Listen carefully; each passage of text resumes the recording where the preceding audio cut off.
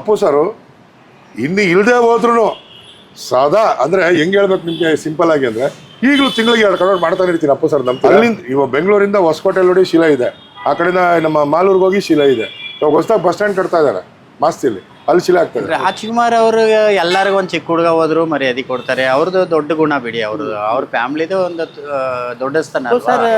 ಜೊತೆಗೆ ಬೆಟ್ಟದ ಹೂವು ಪಿಕ್ಚರ್ ಇಂದ ಅವ್ರದ್ದು ಎಷ್ಟು ಹುಡುಗನಿಂದ ನಾವು ಕೆಲಸ ಮಾಡ್ತೇವೆ, ಫ್ಯಾಮಿಲಿಯಲ್ಲಿ ಅವ್ರ ತರ ಯಾರು ಇಲ್ಲ ಬಿಡಿ. ಆ ಟೈಮಲ್ಲಿ ಅಪ್ಪು ಸಾರು ಮಗು ಒಂದು 8 ವರ್ಷ 9 ವರ್ಷ ಎತ್ತೆದ್ ಬಿಸಾಕ್ಬಿಡೋದತ್ತಾಗೆ ನನ್ಗೆ ಬೇಕಷ್ಟೇ ಇಲ್ಲ ಬೈದು ಬಿಡ್ತಾ ಇದ್ರು. ಆ ಒಂದು ಚೈಲ್ಡ್ ಅಂದ್ರೆ ಅದೇ ಹಠವಾದಿಯಲ್ಲೇ ಬೆಳೆದಿದ್ದ ಅಯ್ಯಪ್ಪ. ಬಟ್ ಹೆಂಗ್ ಚೇಂಜ್ ಅಯ್ಯಪ್ಪ ಚೇಂಜ್ ಆಗಿದ್ದು 21 ವರ್ಷ ಆದ್ಮೇಲೆ 22ನೇ ವರ್ಷಕ್ಕೆ ಅಯ್ಯಪ್ಪ ಗನ್ ಅನ್ಸ್ಕೊಂಡ್ಬಿಟ್ರು. ಅಪ್ಪು ಸರ್ ತುಂಬಾ ಕನೆಕ್ಟ್ ಆಗಿದ್ರು ಇಂಡಸ್ಟ್ರಿ ಜೊತೆ, ಸಣ್ಣ ಸಣ್ಣ ವಿಚಾರನು ಕೂಡ ಎಲ್ಲರ ಜೊತೆ ಮಾತಾಡ್ತಿದ್ರು. ಅವ್ರೊಂಥರ 1 to 1 ಕನೆಕ್ಟ್ ಆಗ್ತಾ ಇದ್ರು ಎಲ್ಲರ ಸರ್. ಪ್ರತಿ ಒಂದು ಸಮಾಚಾರಕ್ಕೆ ನಮ್ಮ ಹೀರೋಗಳು ಯಾರು ಮುಂದೆ ಬರೋರು ಇಲ್ಲ, ಬಟ್ ಅಪ್ಪು ಸರ್ ಮಾತ್ರ ಎಲ್ಲದಕ್ಕೂ ಇನ್ವಾಲ್ವ್ ಆಗೋರು. ಕಷ್ಟ ಸುಖ ನಗಬೇಕು ಅಂದ್ರು ಕೂಡ. ಒಂದ್ಸರಿ ಜೈನರ್ ಆಫೀಸಲ್ಲಿ ಕೂತಿದ್ದೆ, ಇದೇ ನಮ್ಮ ಅಪ್ಪು ಸರ್ ಬಿಲ್ಡಿಂಗ್ ಅಲ್ಲಿ, ಸಡನ್ ಬಂದ್ಬಿಟ್ರು ಒಳಗೆ. ನಾನು ಈ ಕಡೆ ತಿರ್ಕೊಂಡು ಮಾತಾಡ್ಕೊಂಡು ಏನೋ ಕುತ್ಕೊಂಡಿದ್ದೀನಿ, ಸಡನ್ ಬಂದ್ಬಿಟ್ರು. ನಮ್ಮ ಇವ್ರು ಇದಾರಲ್ಲ ರಂಗಾಣಿ ರಘು, ನಾನು ಆ ಥರ ಇದೀನಿ ಹಿಂದ್ಗಡೆ ಪೋರ್ಸ ಕಾಣಕ್ಕೆ ಅಂದ್ಬಿಟ್ಟು ಏ ರಂಗಣ್ಣ ನಮಸ್ಕಾರ ಅಂತ ಅನ್ಕೊಂಡು ಬಂದ್ಬಿಟ್ರು. ಅಣ್ಣ ನಾನು ಕೃಷ್ಣನ ಇದು ಮಾಡಿದ್ವಿ. ಆಮೇಲೆ ಮತ್ತೆ ಮಾತಾಡ್ಕೊಂಡು ಒಂದು ಫೋಟೋಸ್ ಎಲ್ಲ ತಕೊಂಡು ಹೋದ್ವಿ. ಸೊ ಆ ಥರ ಸನ್ನಿವೇಶಗಳು ತುಂಬಾ ಇದೆ ಹೇಳ್ಬೇಕು. ದೊಡ್ಡ ಮನೆ ಹುಡುಗ ಪಿಕ್ಚರ್ ಮಾಡಿದ್ವಿ ರಿಲೀಸ್. ನಾನು ಔಟ್ ಸ್ಟೇಷನ್ಸ್ ಎಲ್ಲ ತಗೊಂಡೆ.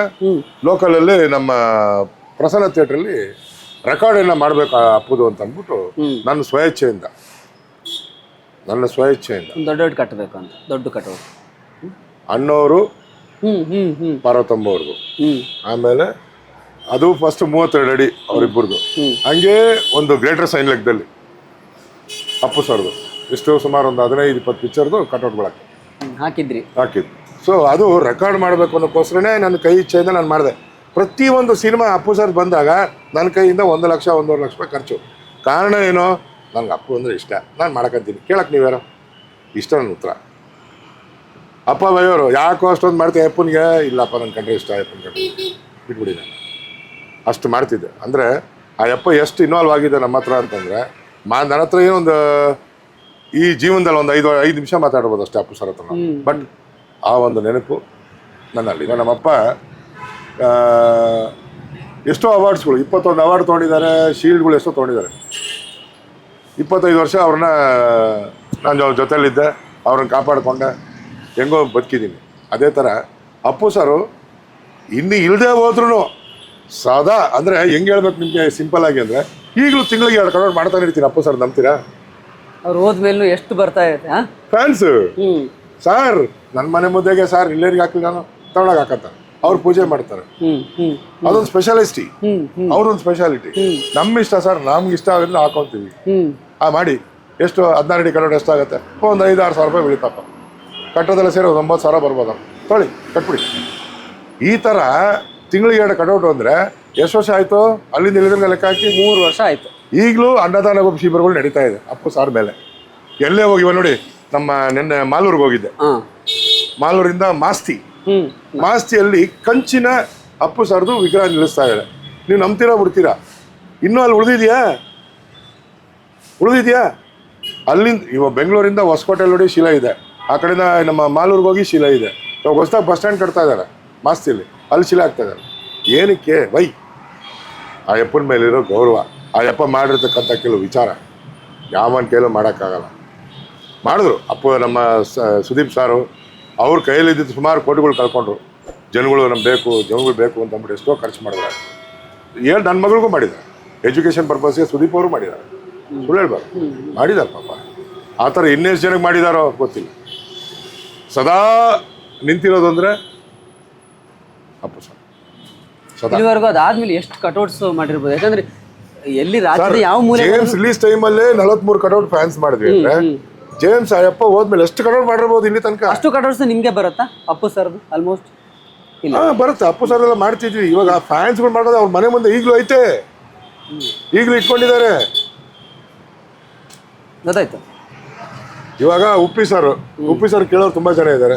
ಆ ಥರದವರು ಎಷ್ಟು ಜನ ಮಾಡಿಸ್ಕೊಂಡಿಲ್ಲ ಸಣ್ಣ ಕಟೌಟ್ಗಳು. ಅವ್ರ ಫ್ಯಾನ್ಸ್ಗಳು ಲೆಕ್ಕ ತೊಗೊಂಡ್ರೆ ಎಲ್ಲೆಲ್ಗೋ ಇದೆ. ಮಡಿವಾಳ ನಾನು ಈ ಥರ ಉಪ್ಪಿ ಸರ್ ಫ್ಯಾನು ನಮ್ಗೊಂದು 16 ಅಡಿ ಕಟ್ಔಟ್ ಮನೆ ಥರ ಹಾಕೊಳಕ್ಕೆ ಅವ್ರೇನೋ ಫಂಕ್ಷನ್ಸ್ಗಳು ಮಾಡ್ತಾರೆ ತಂದು ಹಾಕೊಂಡವ್ರೆ ಈ ಥರ. ಬಟ್ ಅಪ್ಪು ಇರ್ತಕ್ಕಂಥ ನಮ್ಮ ವಿಚಾರ 28ದಲ್ಲಿ 150 ಕಟೌಟು ಮಾಡಿ ಫ್ಯಾನ್ಸ್ ಥಿಯೇಟ್ರದ್ದು ಎಲ್ಲ ಸೇರಿ ಆ ಟೈಮಲ್ಲಿ ಒಂದು ಸನ್ನಿವೇಶ ನಡೀತು. ನಾನು ಕಾಲು ಮುರ್ಕೊಂಡೆ, ಟ್ರಕ್ ಲೋಡ್ ಮಾಡಬೇಕಾದ್ರೆ ಕೆಳಗೆ ಬಿದ್ದು ಕಾಲು ಮುರಿದೋಯ್ತು. ಕಾಲು ಮುರಿದೋಗಿ ಅದನ್ನ ಆಪರೇಟ್ ಮಾಡಿಸಿದೆ, ಪುತ್ತೂರು ಕಟ್ ಹಾಕ್ಸಿ ರೆಡಿ ಆದ. ಅಂದ್ರೆ ಆ ವಿಚಾರ ಎಲ್ಲಿಗಂಟ ರೀಚ್ ಆಯ್ತು ಗೊತ್ತಾ? ಅಪ್ಪು ಸರ್ ಮೇಡಮ್ ಗಂಟನೂ ರೀಚ್ ಆಗಿತ್ತ. ಅಶ್ವಿನಿ ಮೇಡಮ್ ಅದು ಇಬ್ನಿ ಬೀಳ್ತಾ ಇತ್ತು. ಲೋಡ್ ಮಾಡ್ಬೇಕಾದ್ರೆ ಸ್ಲಿಪ್ ಆಗಿ ಪ್ಯಾಂಟ್ ಹೋಗಿ ಇದಕ್ಕೆ ಲಾಕ್ ಸಿಗಾಕೊಂಡು ನಾವು ಊಟ ಬಾಡಿ ವೆಯ್ಟ್ಗೆ ಮುಳೆ ಮುರಿದೋಯ್ತು ಸನ್ನಿವೇಶ. ಆಮೇಲೆ ಕೆಲವು ಇಲ್ಲಿ ದೊಡ್ಡ ದೊಡ್ಡ ವ್ಯಕ್ತಿಗಳಿದ್ದಾರೆ, ಅವ್ರನ್ನೆಲ್ಲ ಪರಿಚಯ ಮಾಡ್ಬೇಕು ಅಂತ ಇಷ್ಟ ಬೀಳ್ತೀನಿ. ಮಾಡ್ಬೋದಾ? ಮಾಡಿ, ಖಂಡಿತ. ಪಾಂಡು ಅವ್ರನ್ನ ಬಂದ ತಕ್ಷಣ ಮಾತಾಡ್ತಾ ಪಾಂಡು ಸರ್ ನನಗೊಂಚೂರು ಗೊತ್ತಿರೋದು, ಆಗಲೇ ಮಾತಾಡಿಸ್ತಾ ಇರ್ಬೇಕಾದ್ರೆ ಗೊತ್ತಾಯ್ತು. ಚಿನ್ನಪ್ಪ ಸರ್ ಏನಿದ್ರು ಅಂದರೆ ಕೃಷ್ಣ ಅವರ ತಂದೆ ರಾಜ್ಕಮಲ್ ಆರ್ಟ್ಸು, ಅವ್ರ ಜೊತೆಯಲ್ಲಿ ಆರಂಭದಿಂದ ಇವತ್ತಿನವರೆಗೂ ಇರೋರು. ನೋಡಿ 50 ವರ್ಷಗಳಿಂದ ಇಲ್ಲಿ ಕೆಲಸ ಮಾಡ್ತಿದ್ದಾರೆ. So over to Pandu sir. ಭಾಳ ಖುಷಿ ಆಗುತ್ತೆ. ಈ ಲೈನ್ಗೆ ಬಂದು 40-50 ವರ್ಷ ಆಗಿದೆ.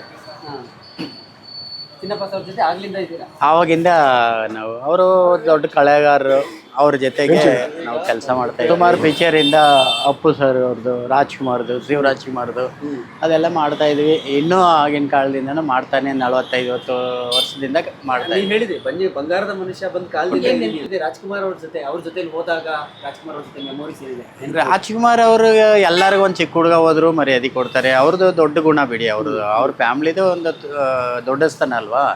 ಅವ್ರು ಎಲ್ಲರಿಗೂ ಗೌರವ ಕೊಡ್ತಾರೆ. ಎಲ್ಲ ಆರ್ಟಿಸ್ಟ್ ಅಂದರೆ ನಾವು ಆರ್ಟಿಸ್ಟು, ನೀವು ಆರ್ಟಿಸ್ಟ್ ಅನ್ನೋ ಲೆಕ್ಕದಲ್ಲಿ ಅವ್ರು ಗೌರವ ಕೊಡ್ತಾರೆ. ಸರ್ ಜೊತೆಗೆ ಬೆಟ್ಟದ ಹೂವು ಪಿಕ್ಚರಿಂದ ಅವ್ರದ್ದು ಎಷ್ಟು ಹುಡುಗನಿಂದ ನಾವು ಕೆಲಸ ಮಾಡ್ತೀವಿ. ವಿಶಾಲವಾದ ಹೃದಯ. ಅವ್ರ ಫ್ಯಾಮಿಲಿಯಲ್ಲಿ ಅವ್ರ ಥರ ಯಾರು ಇಲ್ಲ ಬಿಡಿ. ಯಾರು ಬರೋದೇ ಇಲ್ಲ ಇಲ್ಲ ಬಿಡಿ. ಧ್ರುವ ತಾರೆ ಆ ಟೈಮಲ್ಲಿ ಅಪ್ಪು ಸಾರು ಮಗು, ಒಂದು 8 ವರ್ಷ 9 ವರ್ಷ ಮಗು. ಬಟ್ ಭಾರಿ ಬರಟೆ ಹಠ. ಎತ್ತೆದ್ ಬಿಸಾಕ್ಬಿಡೋದತ್ತಾಗೆ, ನನ್ಗೆ ಬೇಕಷ್ಟೇ, ಇಲ್ಲ ಬೈದು ಬಿಡ್ತಾ ಇದ್ರು. ಆ ಒಂದು ಚೈಲ್ಡಿಶ್ ಅಲ್ಲ ಅಂದ್ರೆ ಅದೇ ಹಠವಾದಿಯಲ್ಲೇ ಬೆಳೆದಿದ್ದ ಅಯ್ಯಪ್ಪ. ಬಟ್ ಹೆಂಗ್ ಚೇಂಜ್ ಆದ್ರು ಇಲ್ಲ, ನೀವೇನು ಯೋಚನೆ ಮಾಡಿದ್ರ? ಇಲ್ಲ, ಯಾರು ಯೋಚನೆ ಮಾಡಿಲ್ಲ ಅದ್ರ ಬಗ್ಗೆ. ಆ ಯಪ್ಪ ಚೇಂಜ್ ಆಗಿದ್ದು 21 ವರ್ಷ ಆದ್ಮೇಲೆ. ಇವಾಗ ಅಯ್ಯಪ್ಪ ಸತ್ತಾಗ ಎಷ್ಟು ವರ್ಷ ಸರ್? ನೀವು 47 ವರ್ಷ. ಅದರಲ್ಲಿ 21 ವರ್ಷ ತೆಗೆದುಬಿಡಿ ಸರ್.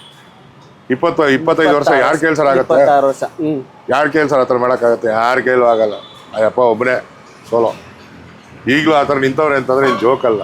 ಮುಂಚೆ ಅಂದ್ರೆ ನಾವು ತಲಾಟೆಗಳು ಹೆಂಗಿರ್ತೀವಿ ಅದಕ್ಕಿಂತ ಮೋಸವಾಗಿದ್ರು ಅಪ್ಪು ಸರ್.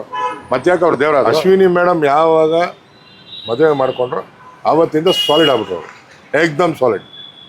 ಯಾವನ್ ಕೇಳು ಚೇಂಜ್ ಮಾಡೋಕ್ಕಾಗಲ್ಲ. ಆ ಒಂದು ಸ್ಟೇಟಸ್ ಯಾವನ್ ಕೇಳಿ ಆಗಲ್ಲ ಸರ್. ಇನ್ನಿಲ್ಲ ಮುಂದಿಲ್ಲ ಸರ್. ನಾವು ಒಂದು ಬೆಂಗಳೂರು BKT, ಬೆಂಗಳೂರು ಕೋಲಾರ ತುಮಕೂರು ಮಾತ್ರ ಕಟೌಟ್ಗಳು ಮಾಡ್ತಾ ಇದೀವಿ.